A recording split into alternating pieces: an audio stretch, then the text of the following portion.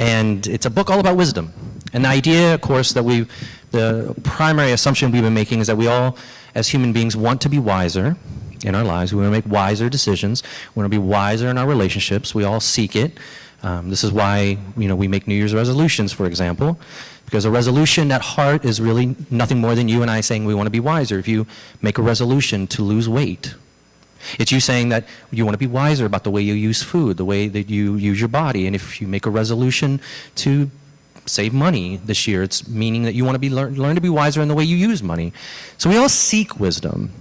And what we've found over the last few weeks as we've been going into the book of Proverbs and mining out what biblical wisdom is, we've seen that hopefully you've seen, it's much, much more than simple rules or simple moral codes.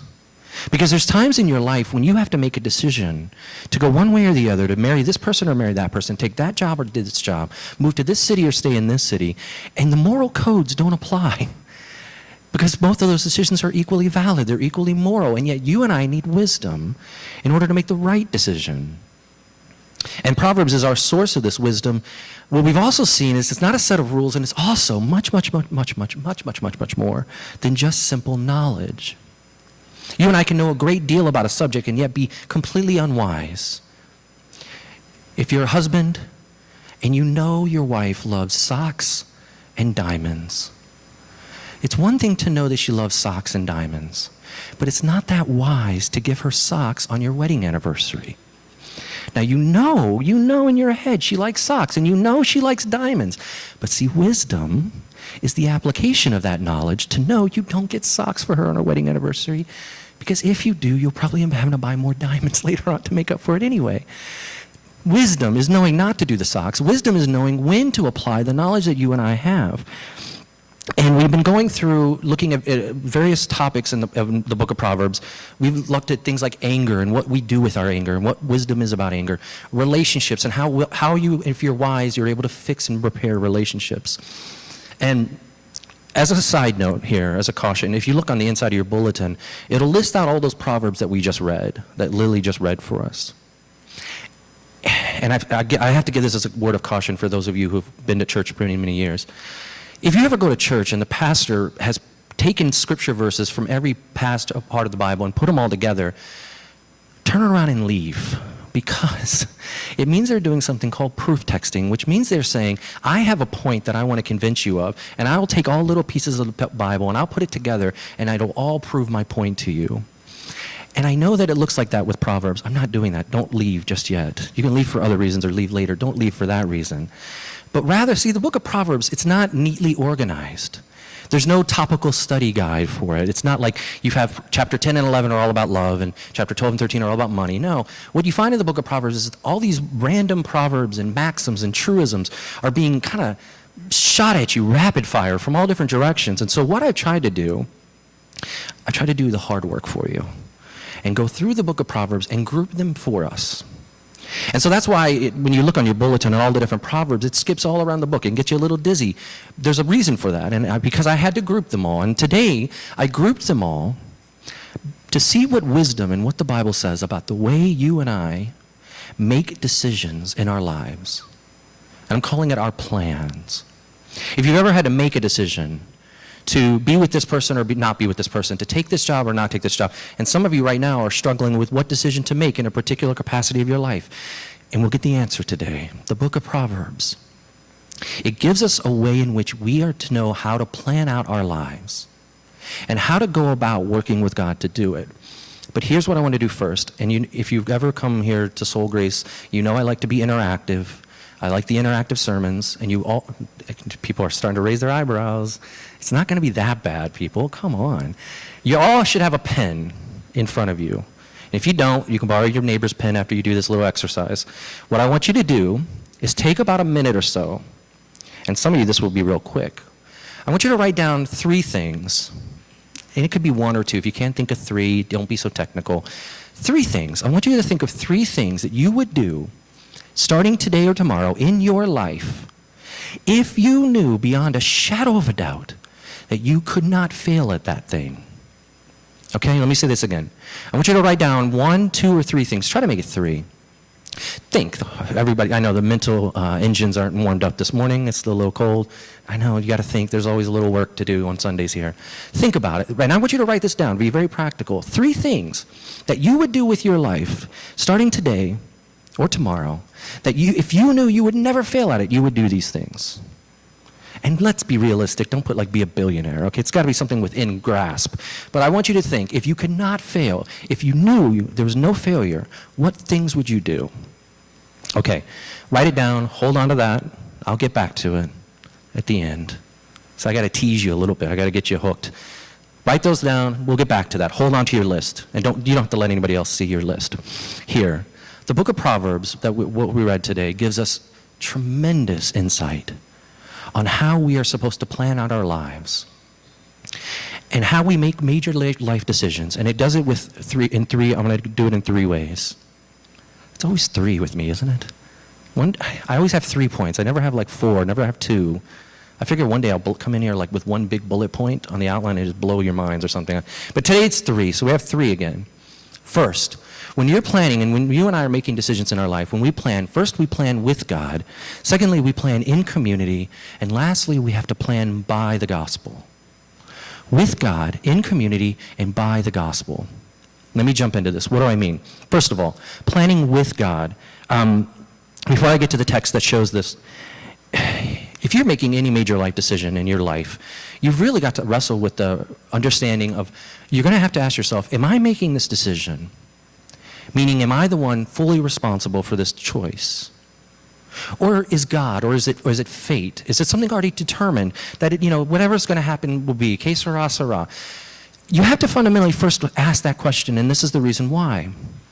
Because if you feel that all of your life decisions are on your shoulders, if you feel that all the major planning that you have to do in your life is solely your responsibility, and if you logically play that out, it will necessarily, at some point in your life, lead to anxiety. It'll lead to worry. It'll lead to frustration, and this is why. Because if your decisions are only yours and yours to make, and if you sink or if you swim with that decision, then it's all on you. And you better do all your research. You better get everything perfect, because if you make the wrong decision, you'll be a failure. But see, on the other hand, if you're one of the types who believes that, well, my decisions, I'm making a plan, but really it's God who's doing it, and I'm not really, if you don't believe in God, you maybe believe in fate. It's fate, whatever. I'll marry who I marry. It'll happen. It'll be fate. But if you logically play that out, and if you're intellectually honest enough with that presupposition, then you're going to be completely apathetic about life. Because none of your decisions matter at all. So all you have to say is, it's simply fate. You become fatalistic. You become determinate. You say, well, you know what? Every decision that I make, it doesn't really matter. What matters has already been set in motion, and I'm just an actor on the stage playing out my part. But see, the Christian faith in the book of Proverbs in chapter 16, if you look back at those, answers the question this way. It says, do you make your decisions, or does God make them for you? And it says, both. And as intellectually incompatible as that sounds, Proverbs doesn't say it's 50-50. Proverbs says it's 100-100. If you look back at 16 verse 1, it says the plans of the heart belong to man. Okay? You own them. You own your decisions. If you make a bad decision, you own it. But then it says at the end in verse 33 that the lot is cast in the lap, but every decision is what? From the Lord. And see, a lot at this time, it's a modern-day equivalent of us flipping a coin. What Proverbs is saying is, flip a coin, make a decision in your life. You own your decisions, but ultimately God owns them. And I know that doesn't make any sense, and it's not meant to make sense. It's not something that we're used to. It's not something that even we're comfortable with. There's sides of us that want to say, no, I'm in complete control of all my decisions. Good. Then you'll sink with the bad ones. And there's sides of us who want to say, you know what, it's only in God's hands.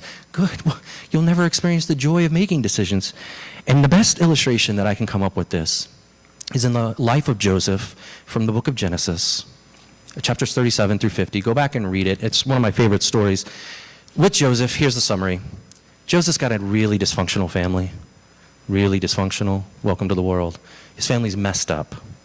His dad, Jacob, is a horrible father, because he shows favoritism to Joseph apart from all the other brothers. Joseph's the second youngest, but he gets the wonderful coat, he gets all the favoritism. Jacob is really screwing up this kid's life. He's showing him undue favoritism, and that favoritism leads to Joseph's brothers becoming incredibly bitter about him.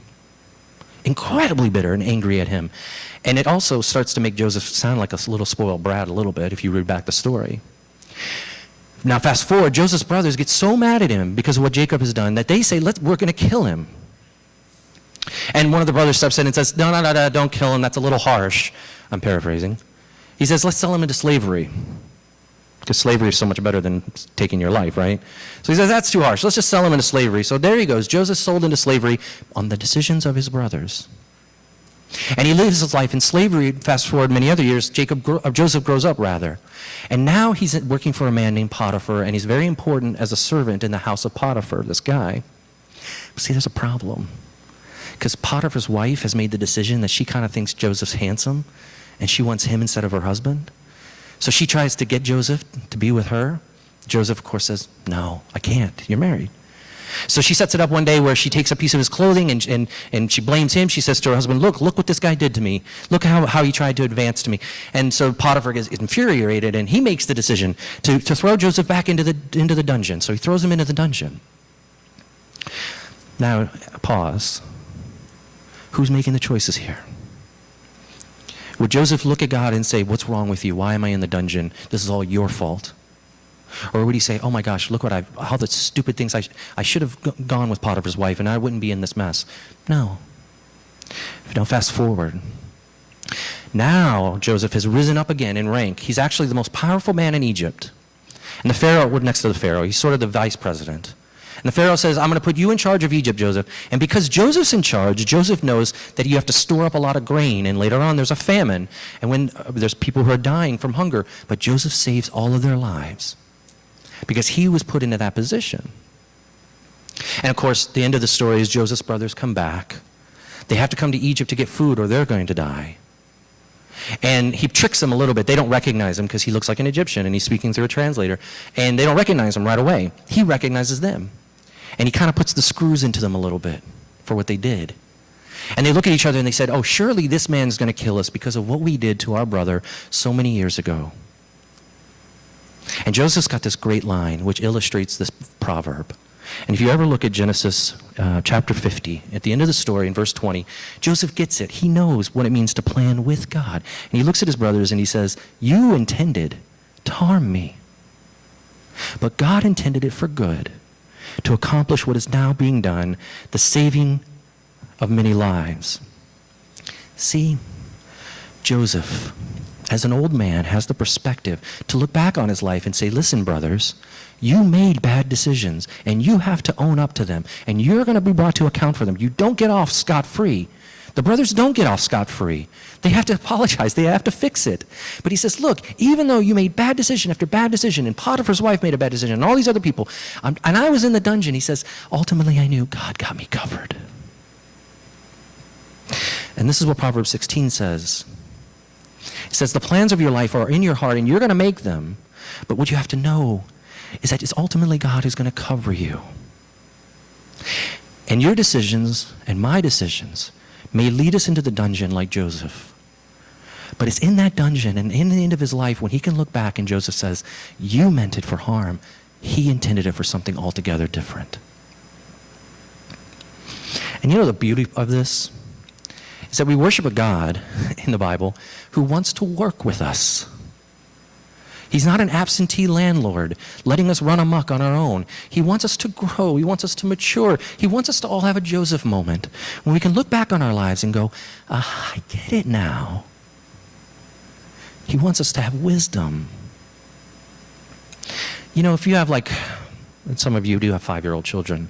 If your 5-year-old child comes to you and says, Mommy, Daddy, can I go play outside? You say, okay, fine.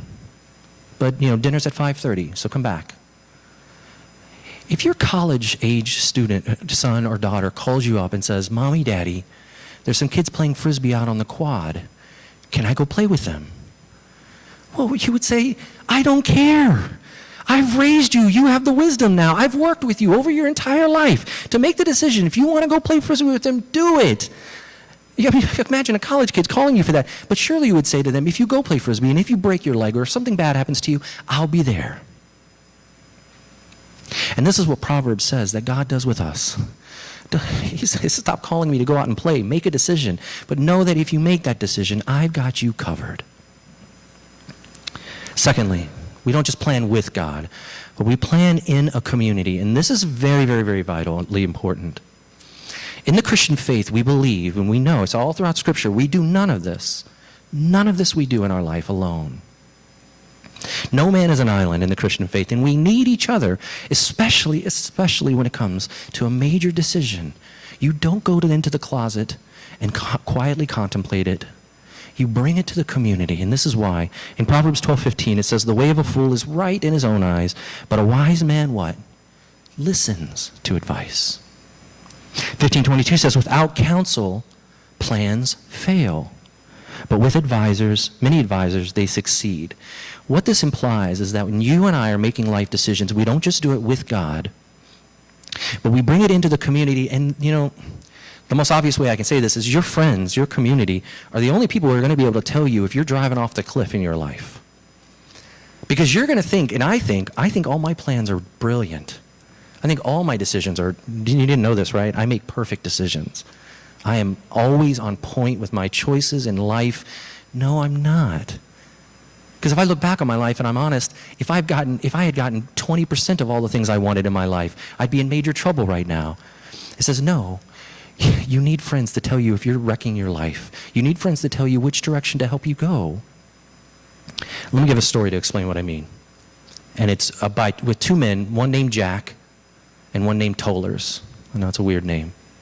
Jack and Tollers, these were real people, and they were friends. They were actually professors at Oxford in the 20s and the 30s, and they were friends with each other. And the interesting thing was that Tollers was older than Jack, and Tollers was a devout Roman Catholic. And Jack was a staunch atheist. And they were on the English board together at Oxford, teaching literature, medieval literature, Renaissance literature, things like that. And they would go back and forth. They were great colleagues, and they developed a friendship, even though they didn't believe the same things. There was one night in 1931 when they were taking a walk together at a seminar. And Jack, the staunch atheist, is talking to Tollers, the devout Catholic, and this is the first time Tollers tells his friend, he unloads on him. See, Tollers has been writing a book for about 10 years. And he unloads onto Jack all the beauty that God can work through fiction. And he explains how throughout all fiction, God, you can still write about God, and you can capture the essence of God, the beauty of it. You can capture the created world. And he goes on and on and on and on. And Jack thinks about this. And not too long later, Jack becomes a Christian. And they meet, the two of them, along with one other person. They meet regularly with this friendship, Jack and Tollers. And they talk about life, and they talk about decisions, and they talk about their plans. And Toller's got a book that he's been writing for 10 years, but he doesn't want to finish it. And Jack says, you have to finish it. And because of that, Toller's finishes his book. But see, on the other hand, Jack doesn't think he can write fiction. He doesn't feel confident enough. And Toller's looks at Jack throughout all these meetings, and he says, Jack, you need to make the decision. You can do it. And you can capture your faith in creative, imaginative ways if you just let go. Now, why do I bring this story up? Because you would know Jack as C.S. Lewis, and you would know Tollers as J.R.R. Tolkien. And without that community to meeting together, to parse out the decisions of their lives, to push one another in planning, you and I wouldn't have Narnia, and you and I wouldn't have Middle-earth.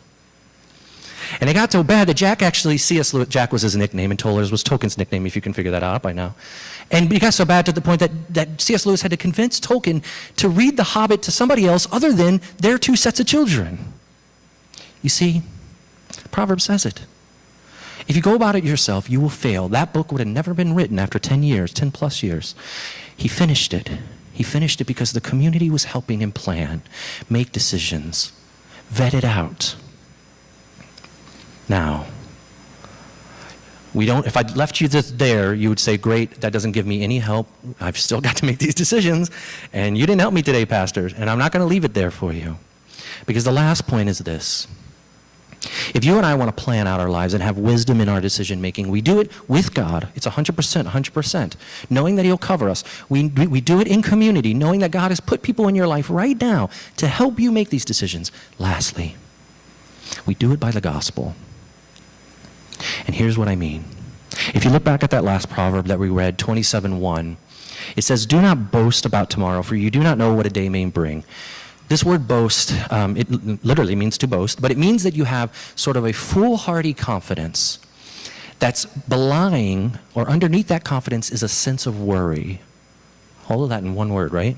But that's what the word basically means. It means, and here, fast forward, Jesus, in the book of Matthew, some 1,000 years later, almost quotes this line almost exactly. But instead of the word boast, he says, do not what? Worry about tomorrow. He says, don't worry. He's looking at these birds flying around, and he says to his disciples, all the people who listen to him, he says, don't worry about tomorrow. All those major plans you have to make, all those decisions you have to do not worry. And his disciples would have looked at him and said, okay, good for you, Jesus, but you're Jesus. I'm not. I worry. And his disciples would have looked at him and said, then why shouldn't I worry? And Jesus, in one of the coolest lines of all that he's ever given, he looks at the birds and he says, look at the birds, guys. And he says, look at you. Do you not know that you are, and he says this phrase, more valuable than they are in the eyes of your God? And this word valuable, it means, the actual Greek word means to carry consequence. And I know that sounds a little awkward. It means that you and I have weight, W-E-I-G-H-T, in the eyes of God. It means that God looks at you and me and says, you are infinitely more valuable than you can ever imagine. So don't you know that if you're that valuable, you need not worry. I've got it covered for you. See, it's only when you know that specifically that the Lord of the universe, the person who created you, the being that made you, looks at you and says, you are so much more valuable than these birds. How do you think I'm going to let you fail? Let me give an illustration. A couple weeks ago, I gave everybody in this room a compliment, or I tried to. I went around the room and I looked at everybody in the eye and I gave everybody a compliment. And I had to stop about halfway through because people were getting freaked out, and I could tell. There were people who were squirming in their seats and people were really uncomfortable. Is he talking to me? I don't know. And people didn't want to look at me. They looked at their piece of paper. And I realized that I can't do that anymore. I can't give you all compliments. So I'm not going to do it. But here's what I will do to illustrate this point and why the significance of the gospel will take away all anxiety and worry from your life. Here, if I looked at all of you lovely faces this morning, and I said, you are valuable. I think you're valuable. And if I said, I appreciate you. And if I said, you carry consequence. You will probably feel good for, you'll have like a little good, nobody had a good feeling? I just said that. I do. I really think you're valuable. Even if I haven't met you, you're valuable. I appreciate you, and you carry consequence. And that's going to make you feel good. Some of you are smiling. It makes you feel good, but that'll dissipate in about, it's gone, right? The good feeling's gone. Okay, and that's fair, that's fine, because I'm saying it in a general way. But if you and I go back there, and during donuts and coffee time, I give you a donut, and I put my arm around you, and knowing that I'm not a real big hugger of a guy, and I say, you are valuable. You, I appreciate. You carry consequence. Well, then that good feeling is going to last a little bit longer, at least, more than 4 seconds. Surely, I put my arm around you, and it means something even a little bit more to you, but it'll probably dissipate by the time that you leave church, and that's fine. Let me carry this further. If I showed up at your house every morning this week, and I waited for you to come out of your house, and I gave you a big old hug, and I looked at you and I said, you are valuable. I appreciate you.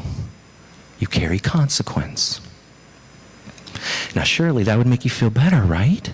The good feeling would lie. I mean, aside from the creepiness of your pastor staying outside your house in the morning and waiting for you to come out, I don't plan to do that, okay? I know some of you are like, no, that's not, doesn't make me feel valuable, it makes me feel creeped out. But aside from that, if you didn't want the hug, at least you would know, you would say, wow, this pastor's a very busy guy, and he's taking his time out of his schedule to come to my doorstep and to hug me and to say I'm special and I'm important. Now, let me carry it one step further. And there's a point to all this. Many of you know that I celebrated my son's first birthday this past week. And in Korean culture, first birthdays are incredibly important. Because back in the day when there wasn't as much money and as much health care, Korean babies often didn't live to their first birthday. So having a first birthday is a monumental thing. And since my baby is part Korean, we had a big festivities. And it was a big deal. Now, as many of you may know, that last year around this time when my baby was 3 weeks old, he developed bacterial meningitis, and we had to rush him with a fever to the hospital. And he spent a month in the intensive care unit. The doctors were kind of unsure if he was going to live, and if he did live, if he was going to be beset by epilepsy and seizures, because that's what it was so severe at the time. Many of you walked through with me through that dark time, and it was a hard time. The doctors treated him. Miraculously, he healed, and with no side effects. They thought maybe he would be deaf, maybe because the bacteria was on the inside, the back part of the brain. They had no idea how this was going to affect him. Now, because of that, the first birthday that we celebrated with him was infinitely more valuable because we could appreciate his life in a new level. Now, if I showed up at your doorstep, besides the creepiness, and I said, "You are valuable, I appreciate you, and you carry consequence so much that I want you to care for my son." Knowing what you know now about how much I value the life of my son, if I showed up at your door and I said, "I think you're so valuable, I think you're so worth it, I think you carry so much consequence that I want you to take care of my son."